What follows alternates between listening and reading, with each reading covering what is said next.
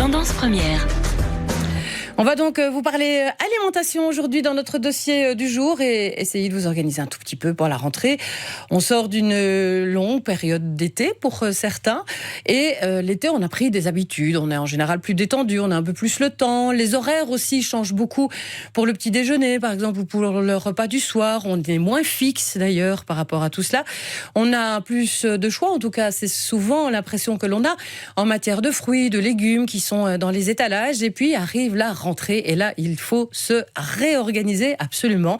On reprend les bonnes habitudes d'un petit déjeuner solide, efficace, mais surtout très équilibré.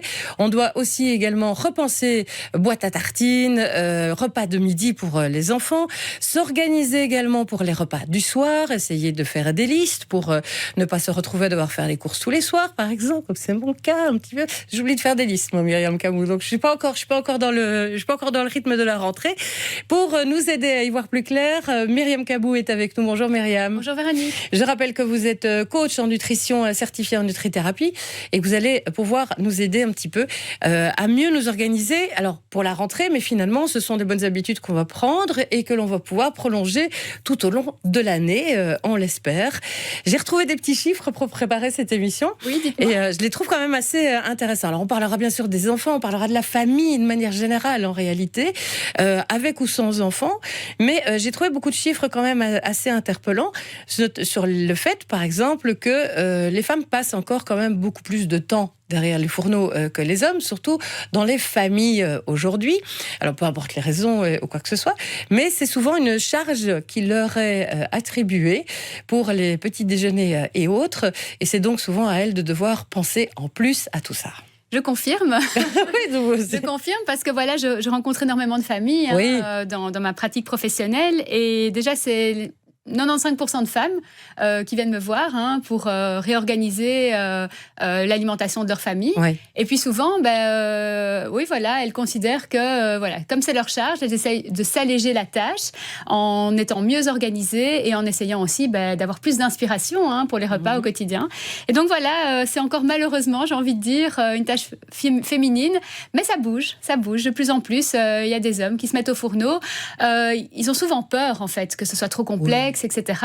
Et justement, c'est là que je viens en leur expliquant qu'en 2019, on ne cuisine plus comme dans les années 60, avec la grande marmite qu'il faut touiller pendant des heures, et qu'aujourd'hui, nous avons des ustensiles modernes, pratiques, qui font le boulot, et qu'il suffit d'avoir la théorie, avoir un peu de connaissances sur l'alimentation saine, d'avoir des ingrédients intéressants, afin de diversifier son alimentation, d'avoir les bons ustensiles, quelques notions pratiques d'organisation, et voilà, on peut vraiment emmener sa famille vers une alimentation plus vraie, plus saine, plus naturelle, sans que ça prenne des heures, puisque évidemment le quotidien est ce qu'il est.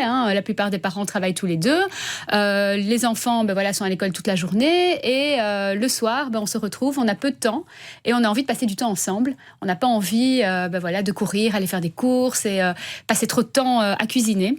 Et donc voilà, je propose une méthode vraiment très simple et j'espère avoir l'occasion de vous en donner les clés aujourd'hui. On va essayer effectivement d'avoir ces bonnes clés pour pouvoir commencer l'année en fanfare. Je vous propose peut-être de décliner la journée comme elle se décline naturellement, en passant par le petit déjeuner, le repas de midi et puis le repas du soir. On n'oubliera pas de parler des collations. Alors, quand on parle collation, on pense souvent aux enfants, mais les adultes aussi ont leur période craquage du matin ou du soir, enfin de l'après-midi en tout cas, parfois même le soir devant la télé quand même. On va essayer un petit peu de dépatouiller tout ça et de voir un petit peu ce qu'il faut éviter absolument, ce qu'il faut mettre en place. On parle bien d'un point de vue d'organisation et vous allez, comme je le disais, aussi pouvoir apporter votre pierre à l'édifice. Vous-même, vous êtes des super organisés dans la famille, il n'y a absolument aucun souci. N'hésitez pas à nous donner vos trucs et astuces. On sera vraiment très preneurs de voir comment ça fonctionne chez vous. Quelles sont les difficultés ou les obstacles sur lesquels vous butez très régulièrement pour vous organiser. Vous essayez de mettre des choses en place. Les 2 premières semaines, ça tient et puis c'est fini. Après, ça devient totalement désorganisé. N'hésitez pas, le 02 737 26 06 est à votre disposition. Vous pouvez également nous envoyer un message par SMS au 60 31, 75 centimes le message. message ou un courrier à la tendancepremière@rtbf.be. Alors Myriam, on va commencer par le petit déjeuner. Je le disais, on consacre en moyenne, d'après les études. Alors les chiffres changent peu entre 2015 et aujourd'hui, d'après les statistiques nationales, mais on consacre en moyenne 7 minutes, quel que soit l'âge et le sexe, 7 minutes à la préparation du petit déjeuner. Ça me paraît plutôt honnête, comme... Oui, après, il faut voir ce qu'on entend par préparation. Alors évidemment, si on achète des aliments industriels, tout prêts, ultra transformés, ça peut prendre 30 secondes. En 30 secondes, on peut jeter, du lait avec des céréales industrielles, et voilà, ça peut être beaucoup plus rapide. Alors maintenant, tout dépend aussi de ce qu'on va mettre au menu. Ce que je propose, c'est d'aller vers des aliments plus vrais, plus naturels, des aliments bruts qu'on va transformer soi-même, et donc essayer de minimiser tout ce qui est aliments industriels, ultra transformés, qui sont à 80% chargés en sucre, et n'oublions évidemment pas tout ce qui est additif, etc., qui sont délétères pour la santé. Il y a même certains additifs qui provoquent de l'hyperactivité chez les enfants. D'ailleurs, il vous suffit juste de retourner un paquet de biscuits ou de confiseries et il y a une mention obligatoire qui est la suivante: peut causer des troubles du comportement chez les enfants. Ah ouais? Oui, exactement. J'ai jamais regardé. Oui, tout à fait. Donc il y a certains colorants qui sont des colorants que les lobbyistes, on va dire, du secteur agroalimentaire n'ont pas réussi. On n'a pas réussi à les interdire. Ils ont fait du lobbying pour ça, et donc du coup il reste cette petite mention qui avertit gentiment les parents que au fond. Les céréales industrielles avec ce colorant jaune qui les rend couleur soleil peut provoquer de l'hyperactivité chez les enfants, en plus de la tonne de sucre que ces céréales industrielles contiennent. Oui, et on rappelle que ce sucre, c'est un sucre trop rapide, donc il va être consommé et utilisé immédiatement par le corps, et quelques heures après, c'est fini, on n'a plus d'énergie. Exactement, donc déjà c'est du sucre ajouté, c'est aussi simple que ça. Et ensuite, il faut savoir que toutes ces céréales industrielles soufflées, etc., sont fabriquées d'une manière qui fait en sorte que elles sont digérées ultra rapidement par l'organisme. Déjà, elles ne contiennent aucun nutriment et elles sont digérées très vite par l'organisme, ce qui va provoquer un pic de glycémie très fort. L'enfant, le matin, après avoir bu son lait avec cette fameuse poudre cacao que je ne citerai pas, qui contient 80% il y en a de sucre. plein, il y en a plein, et elles contiennent toutes 80% de sucre avec ces céréales industrielles vont provoquer un pic d'hyperglycémie chez les enfants. Les enfants vont être ultra excités, etc.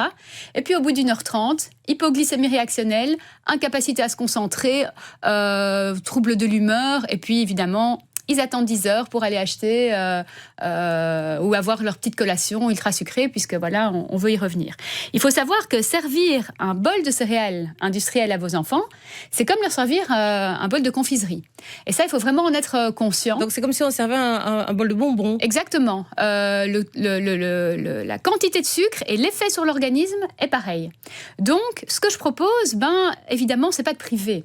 En nutrition, en alimentation saine, l'idée, c'est de se dire qu'à chaque aliment existe son alternative saine et qu'il n'est absolument pas question de se priver, il est juste question de remplacer certains types d'aliments par d'autres. Et pour ce faire, il va falloir y mettre un peu la main à la pâte, retourner en cuisine. Et quand je parle de retourner en cuisine, c'est pas de manière contraignante, c'est de manière, on va dire, avec joie, parce que c'est facile, c'est rapide. C'est ça, il faut le préciser, parce qu'on parlait des 7 minutes, et vous avez dit même moins quand on prenait les trucs industriels, mais préparer soi-même, ça ne va pas prendre beaucoup plus de temps. C'est juste à un moment donné qu'on aura ce qu'il faut à la maison, et que ça nous prendra ces fameuses 7 minutes, ou même parfois moins, de faire le petit mélange et la petite préparation. Exactement, je vais vous donner un exemple. Si vous êtes décidé à faire votre granola maison, par exemple, il vous suffit juste déjà d'avoir les bons ingrédients. Pour ce faire, on dit qu'on refait ses placards. Il vous suffit d'avoir des flocons d'avoine, nature, un peu de miel ou un autre sucre en liquide, de l'huile de coco ou de l'huile de noisette par exemple. Et ces 3 ingrédients-là vont déjà vous permettre de faire un granola maison. Vous allez imprégner les flocons d'avoine avec le sucrant et l'huile végétale, mettre ça au four quelques minutes, et ensuite, vous avez un granola croquant que vous pouvez agrémenter de fruits secs, raisins secs, petits morceaux d'abricots secs, dattes, pépites de chocolat et autres fruits frais minutes. Donc voilà, tout ça pour dire que finalement, se faire un chouette petit muesli, on va dire un granola, ça prend pas énormément de temps. On peut faire ça le week-end en grande quantité, le conserver dans un grand pot en verre, et au moins, on aura procurer à sa famille un petit déjeuner riche en micronutriments avec des aliments vrais, sans additifs dont on vient de parler, et avec une quantité de sucre qu'on va maîtriser. C'est ça. Donc voilà, c'est des petites choses comme ça. J'ai une de mes amies qui faisait son granola elle-même et qui me disait les enfants au début ils n'étaient pas top. Et puis je me suis rendu compte qu'en fait ce qui leur manquait c'était parfois le goût un peu chocolat ou des choses comme ça qu'ils avaient retrouvé dans les autres céréales. Oui. Et elle me disait qu'elle râpait juste un petit peu de chocolat noir par-dessus et alors ça passait depuis. Oui. Des pépites de chocolat qu'on vend dans le commerce, ou alors si on a un robot mixeur, on met une tablette de chocolat noir, on actionne, ça fait un peu de du chocolat granulé, en poudre, voilà, des granulés. On peut également mettre de la coco râpée, qui donne un super bon goût. Et puis voilà, énormément de choses. On va y ajouter aussi des amandes, des noisettes qu'on va concasser ou pas. Et donc vraiment, on peut faire soi-même une base de petit déjeuner super saine qui va vraiment non seulement nous nourrir en apportant plein de bonnes choses, mais éviter ce pic de glycémie, entre autres. Et est-ce qu'on peut se dire qu'on va y aller progressivement pour habituer son palais et celui de la famille, pour que tout le monde s'y mette, et puis, par exemple, garder un peu la boisson chocolatée quelques jours, ou l'accorder au moins de temps en temps? Oui, il faut y aller progressivement. Lorsqu'on décide de revoir l'alimentation de sa famille, il ne faut pas vouloir tout appliquer tout de suite. Il faut retenir 3 points qui nous inspirent, c'est ça, et sur lesquels on va mettre le focus en se disant ça me paraît pas trop contraignant, ça me paraît jouable, je vais y aller mollo. Par exemple, faire son granola maison. On peut parler d'autres choses. Par exemple, pour les tartines de midi, au lieu du sempiternel fromage, saucisson et autres jambons, se dire, le week-end, je vais préparer des tartinades végétales. Alors, c'est quoi les tartinades végétales? C'est des purées de pois chiches qu'on appelle houmous, purée d'aubergine, caviar de betterave et autres. Les faire tester aux enfants, généralement, ça passe très bien. Et se dire, dans les tartines, au moins un jour sur 2, au lieu de mettre du fromage ou du jambon, je vais mettre une tartinade végétale, ce qui va végétaliser l'alimentation, apporter plus de bons nutriments. Et voilà, donc une petite chose comme ça. Et puis la dernière chose, ça pourrait être s'organiser le week-end. Puisque c'est ce que je propose souvent aux parents. On me dit, oui, mais la semaine, c'est la folie. Et oui, évidemment, c'est la folie la semaine. Ce que je propose, c'est de consacrer à l'alimentation de la famille plus ou moins 2 heures le week-end. Et c'est ce qu'on appelle, et c'est très en vogue, le batch cooking. Batch cooking ou meal preparation. Oui. Moi, j'appelle ça la cuisine en kit. C'est-à-dire que le week-end, on va préparer des bases qu'on va stocker dans son frigo, puisque le frigo est fait pour ça, et qui vont nous servir à assembler des repas sains tout au cours de la semaine. Alors, ces bases, ça peut être quoi? Je vais vous donner des simples exemples. On cuit du riz, on cuit du quinoa, on cuit des légumes vapeur, on cuit du poulet, du poisson, etc. Et on conserve tout ça dans son frigo. Et ensuite, pour la lunchbox, on va pouvoir assembler. Et pour le repas du soir, pareil. Il nous suffit juste ensuite de mettre dans une poêle chaude avec un petit oignon émincé, le riz déjà cuit, les légumes déjà cuits, des petits morceaux de poulet, un peu de sauce soja ou un peu de lait de coco. Et on a un super riz aux légumes et au poulet pour le soir. J'ai faim. Oui, en même temps, il est 10h45. On parle d'alimentation. On va revenir aussi sur ce concept des collations. Et on reparle aussi de ces préparations qu'on peut faire le week-end et autres. Et on répond à vos questions qui nous arrivent au 02 737 26 06. 10h, 11h30. Véronique Tiberghien sur la première. Avec Myriam Camou aujourd'hui pour nous accompagner, nous donner des bons trucs et astuces pour organiser un petit peu l'alimentation de la famille dès la rentrée et pouvoir poursuivre cette aventure et surtout en refaire parfois un plaisir tout au long de l'année.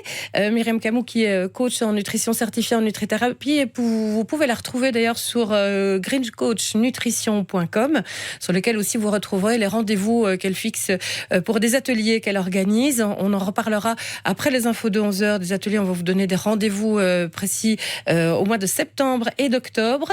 Et en ce qui concerne l'alimentation, on a une maman qui dit ma fille est toquée de guacamole et j'aimerais lui en mettre sur ses tartines, mais je n'ai pas toujours le temps de préparer tout cela à l'avance le matin.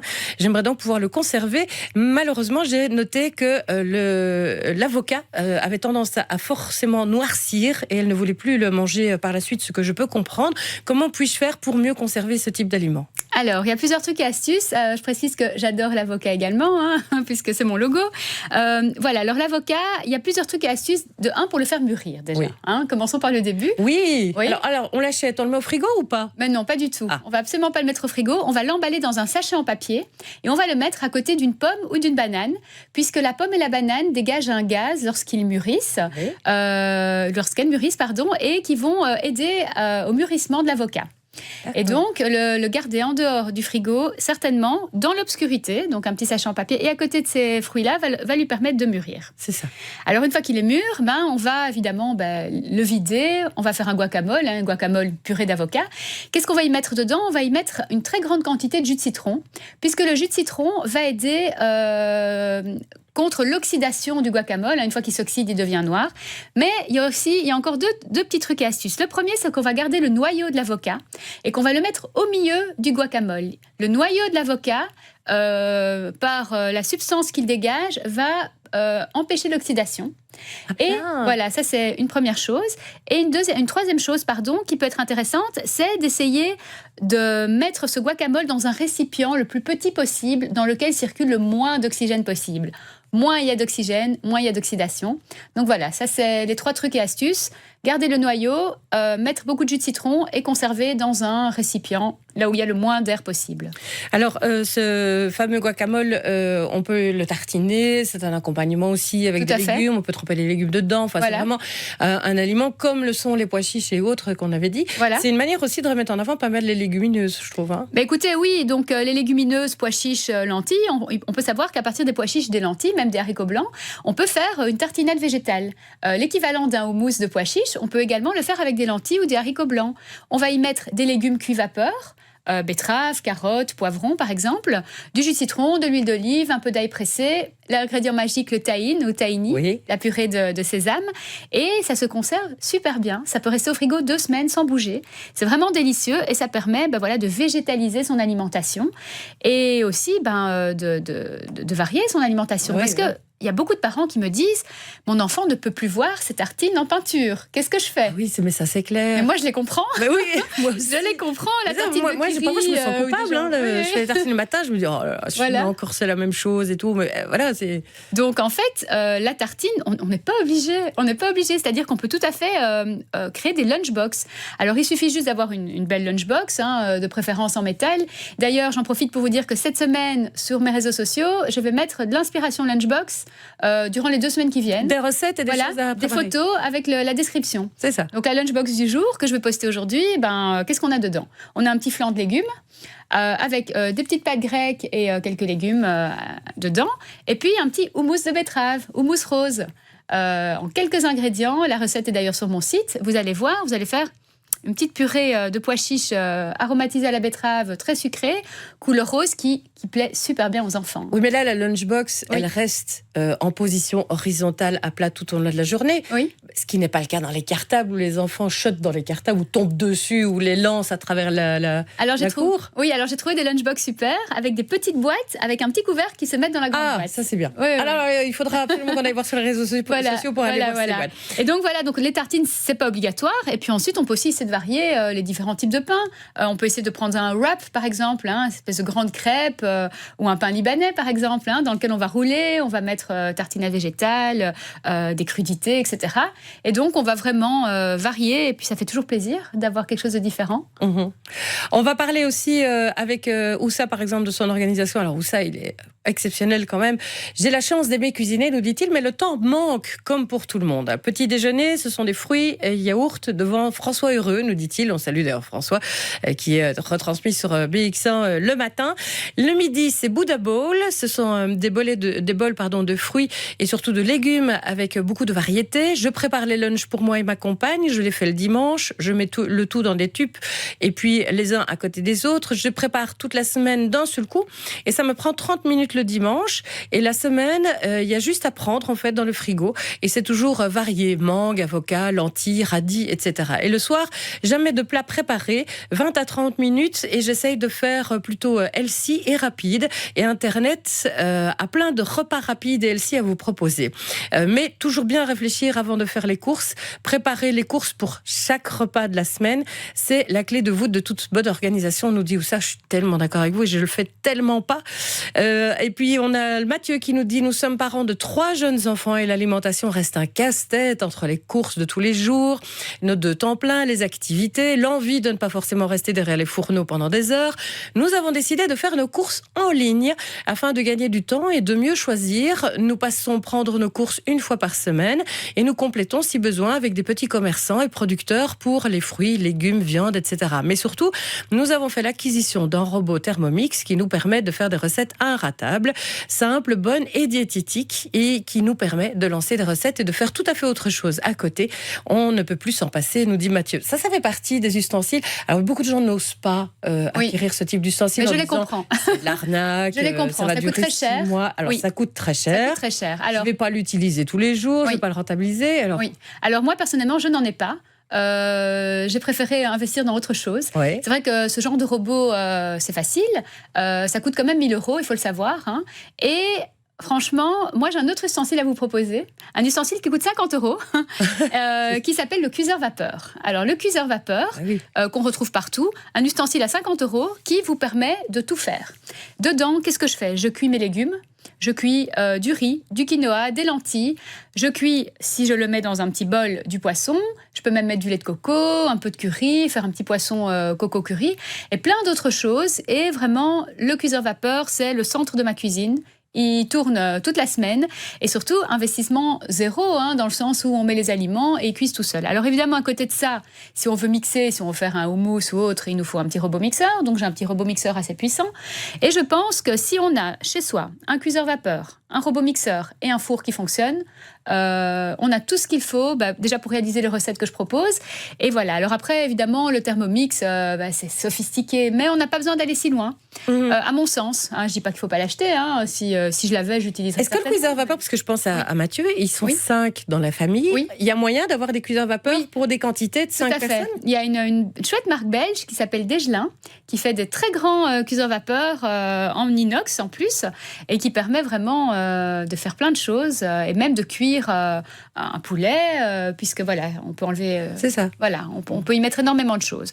Après, moi, dans le mien, qui est tout simple, je peux enlever les séparations entre étages, et je peux même, par exemple, mettre une énorme courge butternut à la vapeur, ce qui me permet de ne pas m'écorcher les doigts lorsque je dois l'éplucher. Ah, vous la mettez comme ça ? Je la mets comme ça, et puis ensuite... Découpée quand même en... Non, je la mets brute. Entière. Et donc, en un quart d'heure, elle ramollit un peu, puisqu'elle cuit, je peux enlever la peau super facilement, et ensuite, je peux en faire ce que je veux. Oh, trop bien. Combien de fois je me suis pas cassé les doigts Tout le monde. Voilà, c'est terrible, le fait de s'enfoncer comme ça, à vouloir absolument éplucher cette courge. Oui, vous alors que coupé droit, ça part dans tous les sens. Voilà. Et donc, du coup, on peut la mettre un peu au four, entière, ou un peu à la vapeur, encore mieux. 10h, 11h30. Tendance première. Véronique Tiberghien. Puisque vous allez donner des workshops sur l'alimentation, Myriam Camroux, l'alimentation saine des enfants en particulier, le jeudi 19 septembre à 19h, et ça se passera à Braine-l'Alleud au magasin Ecovrac, et on vous retrouve également le 3 octobre à 19h au resto Le Millefeuille AXL pour parler de tout cela. Et puis vous avez des programmes Healthy Family, on en a déjà parlé aussi, qui se font en quelques séances, où vous aidez vraiment la famille à retrouver une alimentation saine. Et Dieu sait qu'aujourd'hui, où on se pose des questions, où on se culpabilise quand on mange, et que c'est vraiment très dommage parce que manger est un plaisir et doit le rester. Tout à fait. Et que c'est vraiment juste une question parfois de reprendre ou de retrouver un peu la raison, ou de se simplifier la vie avec des choses très simples que l'on peut mettre en place. C'est ce qu'on propose ici aussi avec vous. Et les témoignages des auditeurs qui nous sont arrivés. On avait Michel également de Courcelles qui nous dit: quel aliment remplacerait le houmous ou les avocats, ces derniers étant dans une cata écologique, si on a décidé de consommer local? Je pense que vous pouvez en trouver en local. Alors, les avocats, il y en a qui poussent en Corse, également en Italie, en Espagne, mais c'est sûr qu'il n'y aura jamais d'avocats qui pousseront en Belgique. Non.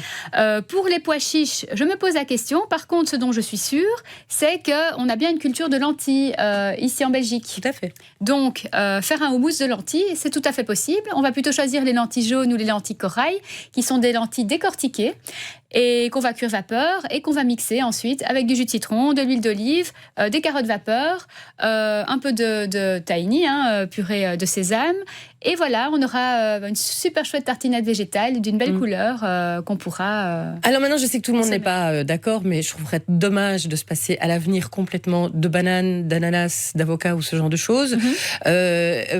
Pour effectivement essayer de limiter l'impact, ce que je peux comprendre. Maintenant, de point de vue goût et nutrition, il y a quand même des choses extrêmement intéressantes aussi.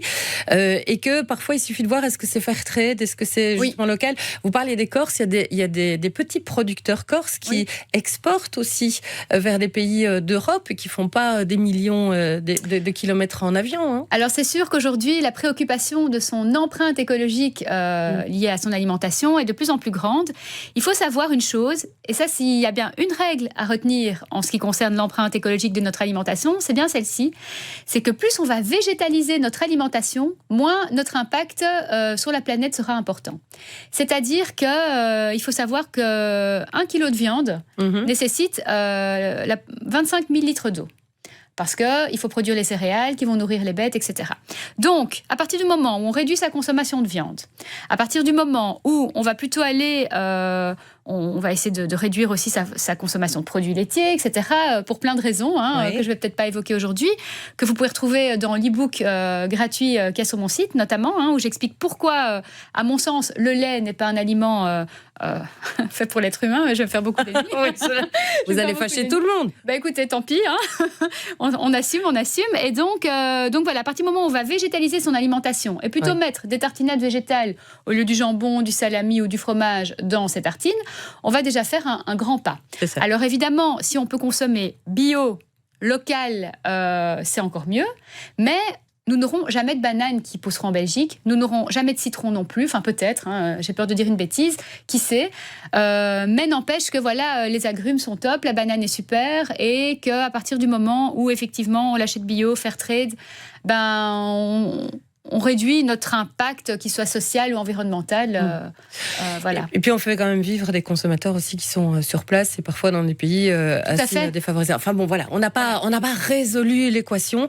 Et je resterai, et je pense que ça va encore être très longtemps comme ça, pleine de contradictions aussi. Mais voilà, on essaye tous de faire un peu son possible et de trouver la perfection, on n'y arrivera jamais. Non, donc ça c'est sûr, il faut bien se mettre ça en tête. L'alimentation parfaite, c'est pas possible. L'impact écologique minimal, il suffirait juste de pas manger, ça serait encore mieux. Si on devait avoir un impact. Arrêtons de vivre. Voilà, c'est ça. Et donc, à un moment donné, il faut pas culpabiliser, il faut faire du mieux qu'on peut. Essayer d'acheter aussi en vrac.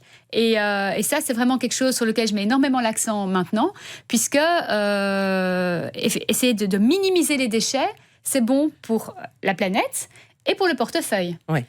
Les personnes qui vivent seules, qui me disent souvent « Oui, mais moi je suis tout seul, j'ai pas envie d'acheter 1 kilo de lentilles dans les paquets », allez acheter vos lentilles bio en vrac, vous allez voir, vous en achetez juste ce dont vous avez besoin.